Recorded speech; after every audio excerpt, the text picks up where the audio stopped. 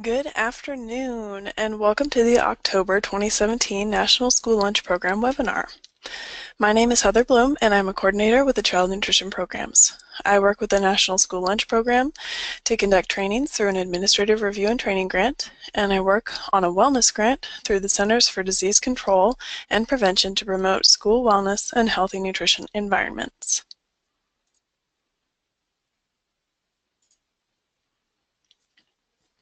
Please remember to track the time spent viewing this webinar towards professional development hours to meet USDA professional standards requirements. We will discuss topics that fall under the key areas of Nutrition 1000, Operations 2000, and Administration 3000, and the relevant learning code is written at the bottom of the slide to which it pertains. No policy memos were released since the last monthly webinar, so we will go right into program reminders and updates. We will then move on to success stories and allow time for questions. Starting with program reminders. Procurement regulations in Idaho have changed, and the thresholds for small purchase procedures and semi-formal bidding have also changed. Please make sure your district is aware of the changes and has updated the language if following state-level thresholds. Keep in mind that the most restrictive standards must be met, meaning if the district has lower standards than the state, the lower thresholds must be used. For those of you with upcoming reviews, I want to clarify the timeline based on some questions we've received. Reviews scheduled for November and December are open in My Idaho CMP, and you have access to the review forms to begin answering questions. For reviews scheduled for January 2018 or later, the review form in My Idaho CMP is not yet available due to system upgrades. If you have a review in January or later, you'll be notified when those forms are available for you to complete before the on-site review. The weeks chosen for the targeted nutrient analysis are already selected for each month. The month chosen for the review will be determined by the timing of the on-site review and the most recently submitted claim. For example, if you have an on-site review in the beginning of January and you have not yet submitted the claim for December, then a week in November will be reviewed for menu compliance. If you have a review at the end of January and you have submitted the claim for December, then a week in December will be reviewed for menu compliance. The lead reviewer will work with you to communicate the week chosen for the menu analysis. Please remember to have CN labels, product formulation statements, standardized recipes, etc. to document the crediting of food items. Published menus and those posted to the school or district website should include the non-discrimination statement, "This institution is an equal opportunity provider."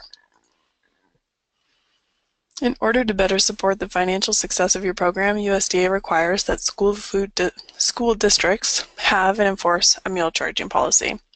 School food authorities must ensure the policy is provided in writing to all households at the start of each school year and to households transferring to the school or school district during the school year.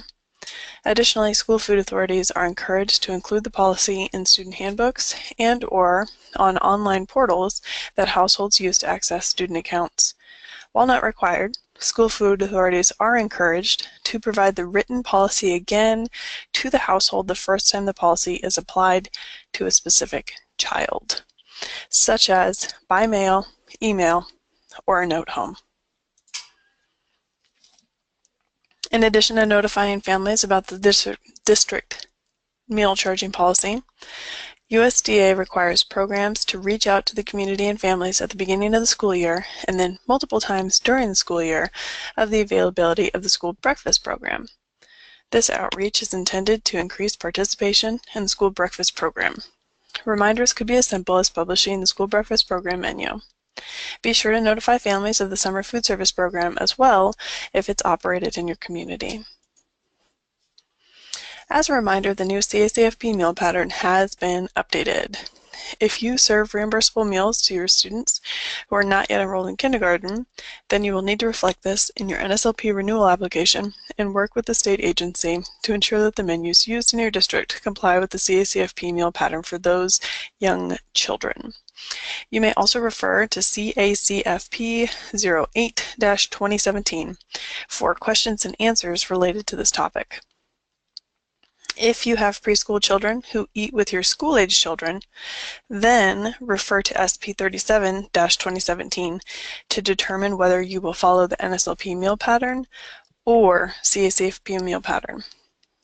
On October 1st, 2017, the implementation date came and went for this new meal pattern and its requirements. An updated after-school snack program, ASSP, self-monitoring review form has just been released. Please retrieve this new form from Download Forms to have for your after-school snack program reviews. If you're operating an after-school snack program, please remember to complete the program review within the first 4 weeks of operation. If you have already conducted the first review, the old form is acceptable. If you are still within the first 4 weeks of ASSP, please make sure you get this new form for your first review. Your second review of the year does need to be completed on this updated form. Make sure to complete and retain the production records for the after-school snack program, in addition to those for the school breakfast and national school lunch programs. As we get further into the school year, make sure that students impacted by the 30-day carryover have the correct meal status. Note the date when carryover ends on the benefit issuance list and change the status of the child or children to paid if no new applications or DC match is made for the current school year. Making sure to include a termination date for the 30-day carryover is a critical step in the process of tracking benefit status.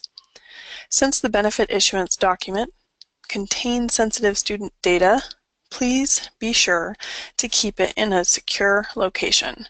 This includes requiring password protection when accessing an electronic copy or storing hard copy documents in locked file cabinets. As the process for verification should be well underway, I would like to remind folks about verification reporting requirements. Since October 1st fell on a weekend this year, the start date was October 2nd.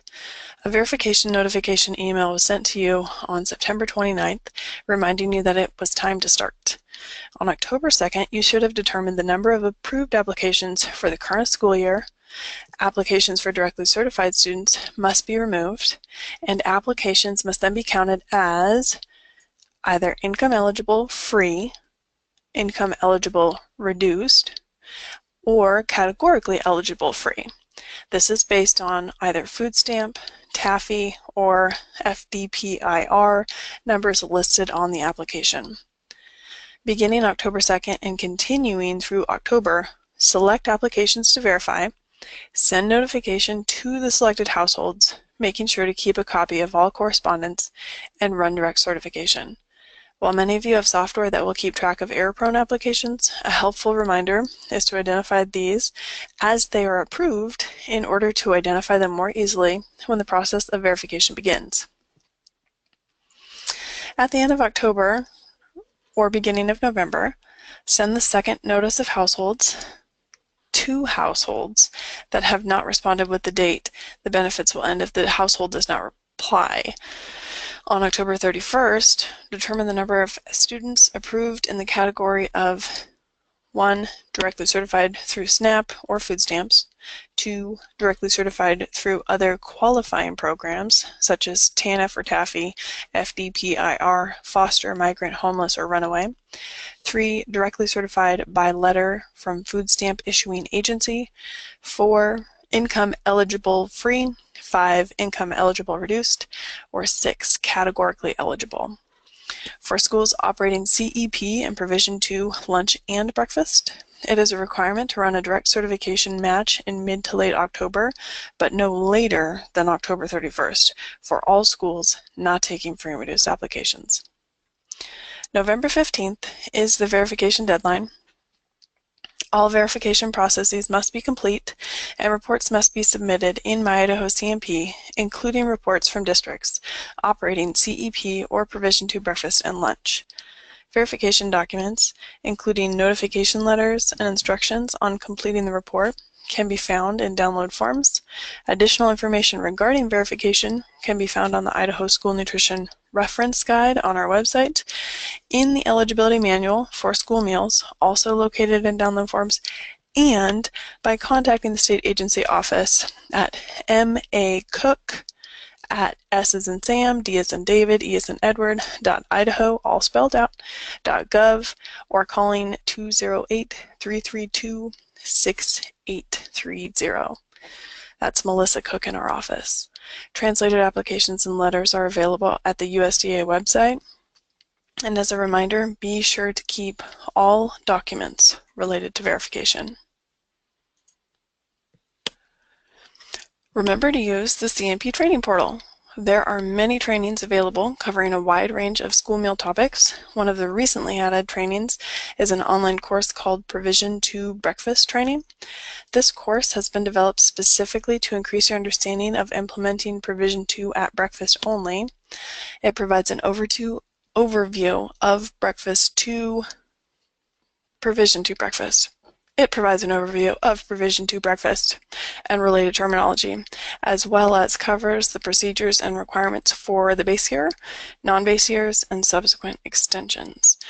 So please register for courses on the Cmp Training portal at https://cnp.idiglearning.net/. With the updates to the Idaho Food Code, we wanted to remind schools that food safety certification requirements are changing. By July 1st, 2018, the Idaho Food Code will require a person in charge to be present at all times of food service and preparation who can demonstrate knowledge of food safety practices.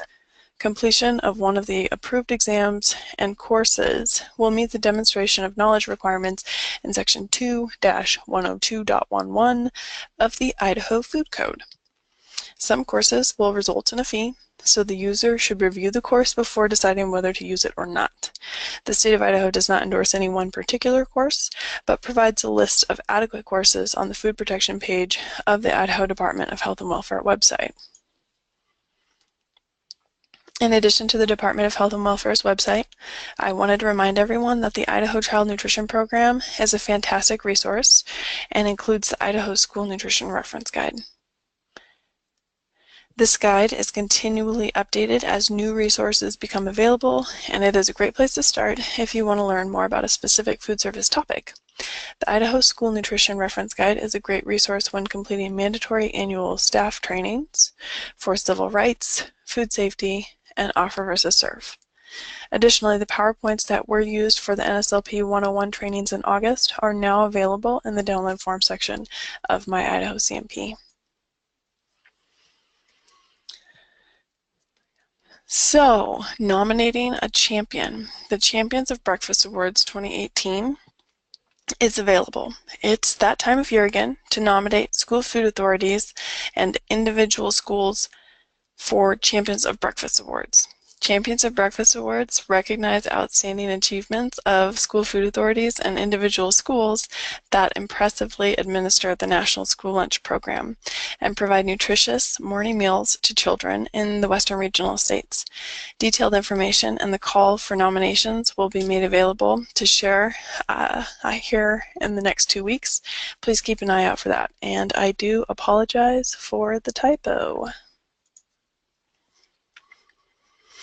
USDA released the School Breakfast Toolkit, and it's a launch of Energize Your Day with School Breakfast, a collection of digital resources that can be used by program operators and other stakeholders to establish or expand their school breakfast program within their school. Making Breakfast After the Bell Work in middle school and high schools is a resource that shares the best practices that schools across the country have used to increase their middle and high school breakfast participation. Tactics such as engaging students in the planning process, soliciting student feedback, and offering second chance breakfast have shown success in getting more middle school and high school students to eat breakfast. Another breakfast resource is the Breakfast After the Bell Equipment Tips Guide. Determining the equipment needs of your Breakfast After the Bell program can be a daunting process. Let this resource help guide you in selecting the most useful equipment for whichever Breakfast After the Bell model you choose. The Breakfast After the Bell 101 video series is geared towards teachers and principals. These short videos outline how Breakfast After the Bell benefits students and classrooms and how it can be a seamless part of the instructional day. The School Breakfast Healthier Than You Think resource provides teachers with helpful nutritional information about school breakfast. School breakfast often gets a bad rap for being unhealthy, when in reality the food options served at breakfast must adhere to strict nutritional guidelines and are often much healthier than store-bought breakfast. Grant opportunities include the National Dairy Council Fuel Up to Play 60 grants. The application deadline is Wednesday, November 1st, 2017. $4,000 grants are available to qualified K-12 schools enrolled in Fuel Up to Play 60 to help jumpstart healthy changes, including breakfast for everyone. Check out this resource that outlines funding ideas. See more information to apply. That's all we had for program reminders, so we will now end with school success stories. So, the Office of the Governor issued a proclamation designating October 2017 as Hunger and Food Security Awareness Month in Idaho. Leah Clark with the Idaho Preferred Program at the Idaho State Department of Agriculture read and presented the governor's proclamation to Peaceful Belly Farm in recognition of their partnership with the medical community to implement prescription for fruits and vegetables through community-supported agriculture. Another success story for this month is the Glens School District, which had 2 successful examples of fresh fruit and vegetable education and modeling healthy behavior. First, a variety of red, yellow, and green peppers were sliced into rings for a colorful presentation. Students were engaged in a conversation about the flavor of peppers and how sweetness changes with the color. Students who were hesitated to try the peppers, believing they might be too hot, were encouraged to sample and were pleased to learn how sweet and flavorful peppers could be. Second, tomatoes from a produce supplier and a local farmer were compared. Students tasted tomatoes ripened on the vine against store-bought tomatoes and learned that store-bought tomatoes are usually picked while green in order to be transported and ripened while waiting to be sold.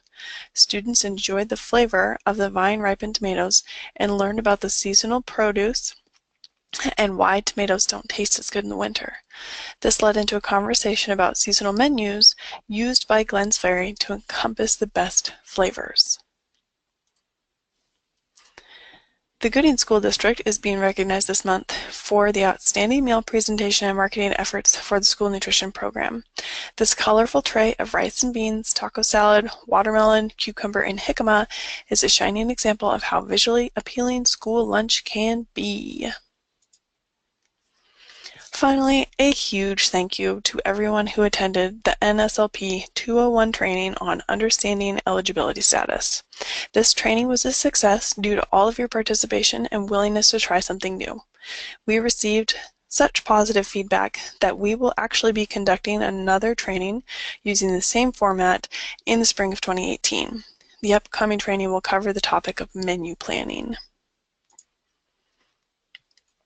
So those are the success stories we have this month. Does anyone have any questions at this time? Go ahead and use the text box on your screen to type your questions and I will answer those now.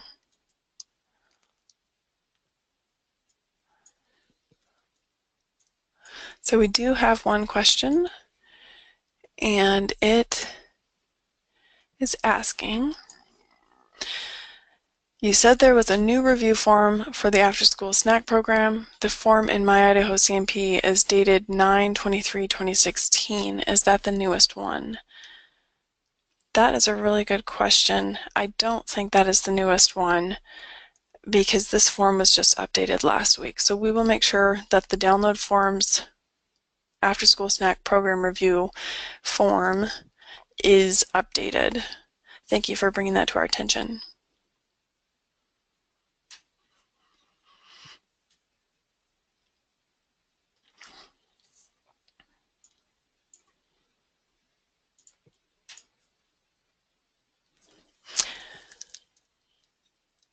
And then there's another question about a new diet request form. The way that this form works, the update that was conveyed over the summer is still available and in place. However, the State Department of Education has been making an effort to bring forms into ADA compliance.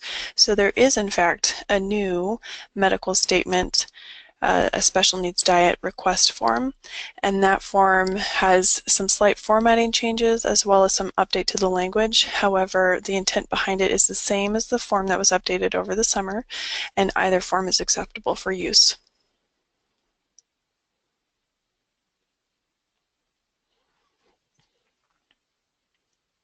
So I'll leave the question bar open, but I did want to thank everyone for attending today's webinar. Please contact the Child Nutrition Programs at 208-332-6820 if any additional questions arise regarding the information on this webinar.